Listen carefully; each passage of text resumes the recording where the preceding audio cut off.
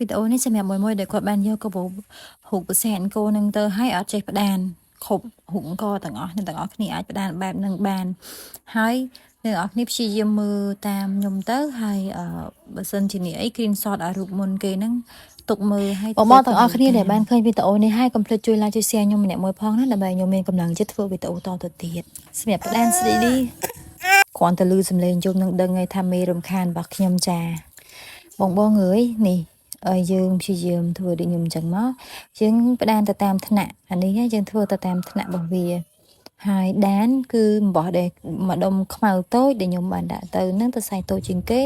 គឺអំបោះហ្នឹងគឺសម្រាប់មកធ្វើបែបហ្នឹងសម្រាប់បងដែលគាត់យកទៅហើយគាត់តែងតែឆាត់មកសួរខ្ញុំថាអំបោះហ្នឹងដេតកន្លែងណាអញ្ចឹងណាគឺយើងធ្វើដេតបែបហ្នឹងតែបើសិនជាវីដេអូនេះខ្ញុំធ្វើប៉ុណ្ណឹងហើយបងទាំងអស់គ្នាអត់យល់អី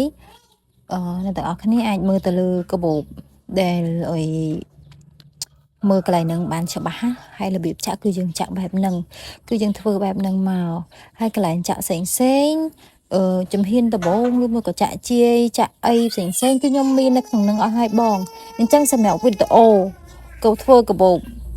ខ្ញុំមានបញ្ចេញទៅទាំងប្រមាណហ្នឹងណាគឺយើងធ្វើស្តៀងគ្នាគ្រប់តែកាបូបទាំងអស់ដែលថាកាបូបដែលចាក់នៅលើផ្ទៃហ្នឹងគឺយើងធ្វើស្តៀងគ្នាបែបហ្នឹងទាំងអស់អញ្ចឹងណាបងអញ្ចឹងបើសិនជាអូទៅឃើញថាអាហ្នឹងវីដេអញ្ចឹងដូចគ្នាអ្នកទាំងអស់គ្នាធ្វើតាមហ្នឹងទៅតែនេះកន្លែងនេះកន្លែងហ្នឹងវាយ៉ាងសំខាន់បន្តិចណាកន្លែងហ្នឹងណាគឺយើងចាប់ដេវាកន្លងវាដូចថាកដាលវាគឺយើងអីច្រឡោះទុកពីប្រឡោះអញ្ចឹងណាមើលតាមវីដេអូហ្នឹងទៅបងខ្ញុំមិនដឹងនិយាយមិនទៀតទេ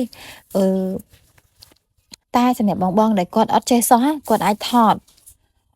តលើ screenshot ទុកមកប៉ុស្តិ៍ទៅ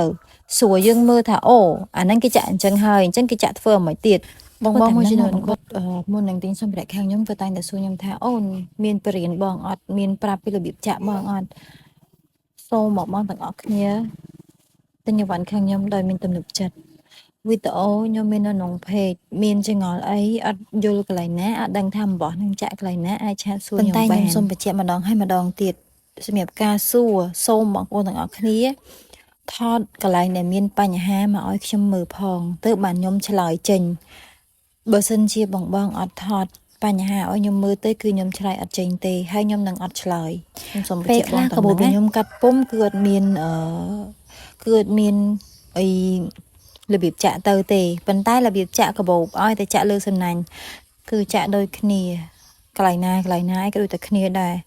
ហើយសម្រាប់បងដែលគាត់តែងទៅឧទាហរណ៍ថាផ្ការំដួលអញ្ចឹងណាគឺយើងមានពណ៌ផ្ការំដួលហើយអញ្ចឹងខ្ញុំមានគូសមានអីលើនឹងបងយកទៅងាយស្រួលចាក់វីដេអូមានតែប៉ុណ្្នឹងឯងបាយ